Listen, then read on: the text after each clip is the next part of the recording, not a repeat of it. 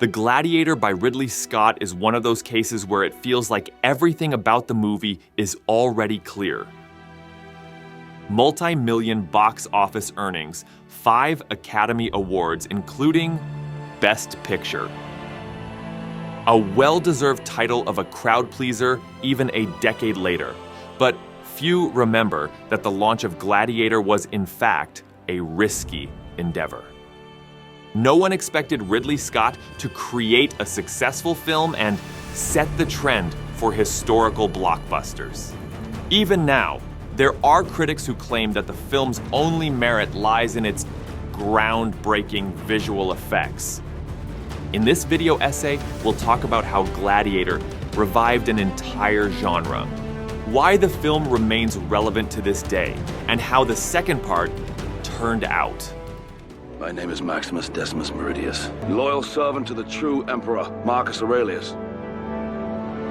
Father to a murdered son, husband to a murdered wife, and I will have my vengeance.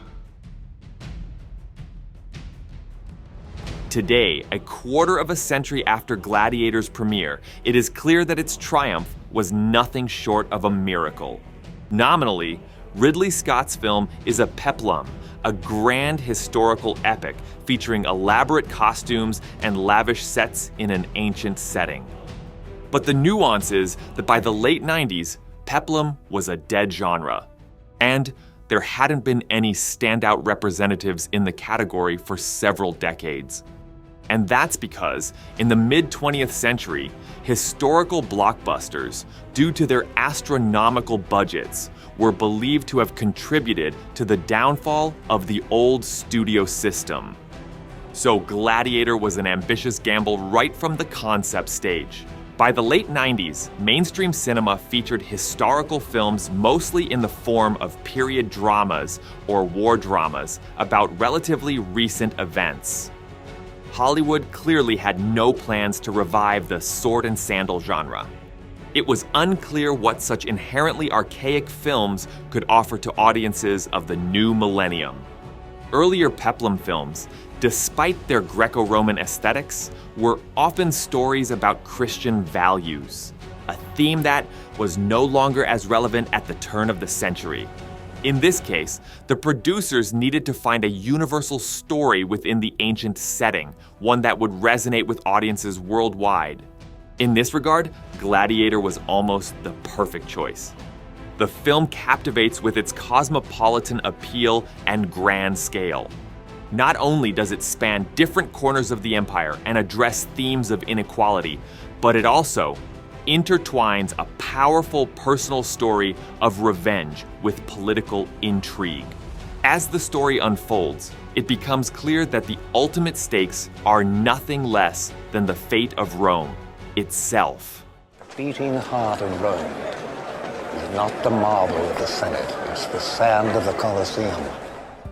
At the turn of the millennium, when postmodern cinema was on the rise, such a bold and inherently old-fashioned film seemed out of place. It's said that even members of the creative team criticized the script. But as it turned out, in an era of cultural relativism where good and evil had become subjective concepts, Gladiator hit the mark, offering audiences a new moral ideal. From this perspective, Ridley Scott's film is almost a work of moral instruction. It's no coincidence that one of the key characters is Marcus Aurelius, the philosopher emperor and a prominent figure of ancient Stoicism, a school of thought now primarily known for its emphasis on resilience in the face of life's hardships.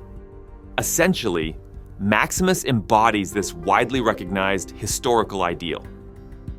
He is not devoid of mercy toward his enemies, despite the story being one of revenge.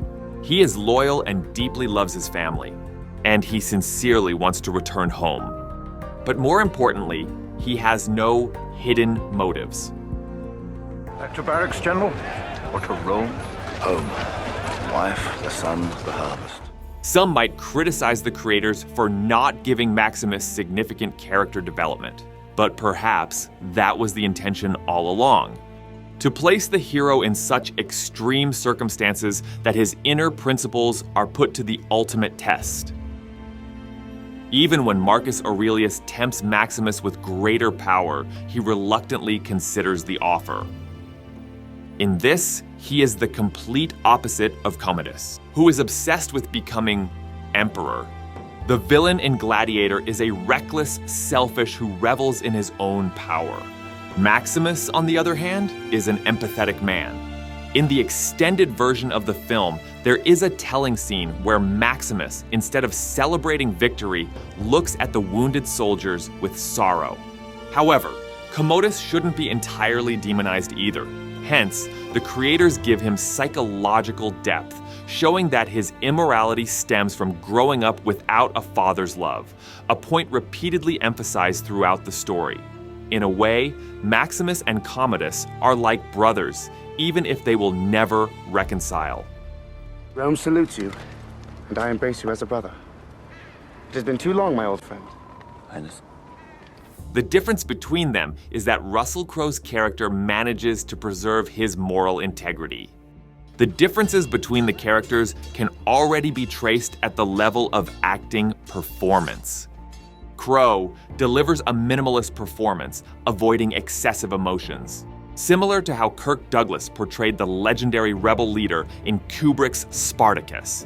But Joaquin Phoenix, on the other hand, uses his entire demeanor to embody an anxious and unpredictable character, which only heightens the tension in scenes featuring him. Commodus constantly seeks validation, his insecurity manifesting in bursts of cruelty and desperation.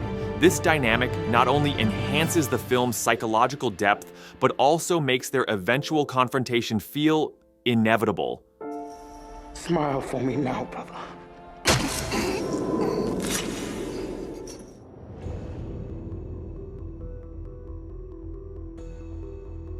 The Roman Empire often serves as a metaphor for modern America in the eyes of filmmakers and screenwriters. And Gladiator in this regard is not an exception. Although Rome in the film is at the height of its power, there is an underlying sense of looming crises in the air. One of the central questions of the film concerns the fate of the empire. Who will rule it, the Senate or the Emperor? Interestingly, around the same time, George Lucas was exploring similar questions in the Star Wars prequels. And there too, references to ancient Rome were unmistakable. Essentially, Gladiator is an attempt to reflect on democratic values and envision a new political model inspired by the lessons of antiquity, one that seeks to prevent the rise of tyrannical rulers. There was a dream that was Rome. It shall be realized. These are the wishes of Marcus Aurelius.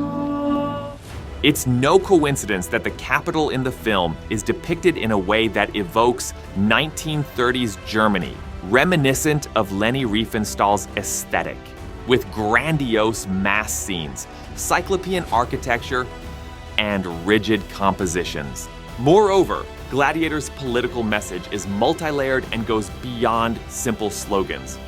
Upon seizing power, Commodus organizes grandiose games, literally embodying the principle of bread and circuses. Thus, entertainment becomes a tool of power. It's symbolic that the victory over Commodus takes place in the Colosseum rather than in the Senate. Rome in the film is essentially depicted as a vast entertainment factory. Improvised performances are staged even on the streets, and children play by mimicking famous gladiators.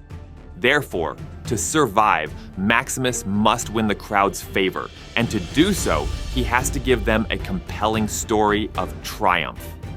He even develops his own stage persona and stage name. Win the crowd, and you'll win your freedom. Although the highly cultured Rome in the film is seemingly contrasted with the barbaric periphery, the heart of the capital hosts brutal games that have little to do with true civilization. In this way, the creators critique the modern entertainment industry for its exploitation of mindless violence. Even today, many movies stylize scenes of brutality, turning them into a thrilling spectacle. Gladiator, however, exposes the grim reality behind the spectacle, powerless slaves forced to entertain the citizens of Rome. Maximus is keenly aware of this contradiction, which is why, in one scene, he directly addresses the spectators of the fights. Are you not entertained? Are you not entertained?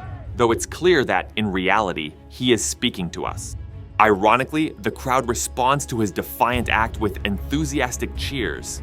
The film itself refrains from turning violence into mere entertainment. Instead of glorifying the gladiatorial battles, Ridley Scott presents them with stark realism. Using rapid editing and a shaky handheld camera, he prevents us from indulging in the spectacle. At times, he even removes the music from fight scenes, making us feel uncomfortable. Maximus sustains severe injuries, which are shown in close-up detail. In this way, Ridley Scott diminishes the heroic grandeur, emphasizing that nothing comes without consequences for the character. And the tragic ending feels like a true challenge to the audience, going against the very spirit of commercial cinema.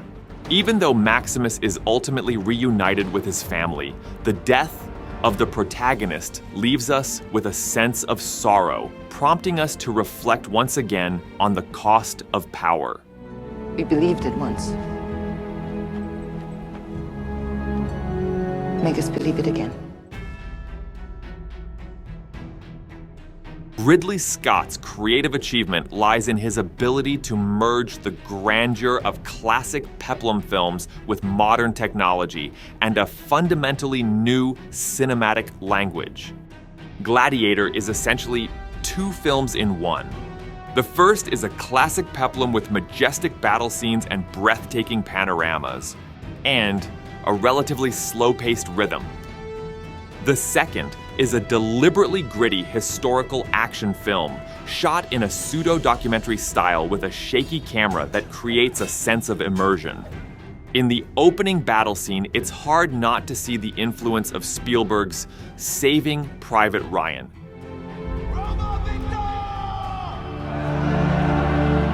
As in many of Scott's films, Gladiator contains several historical inaccuracies, including stylized costumes and props, such as helmets and stirrups, which were unknown to the Romans.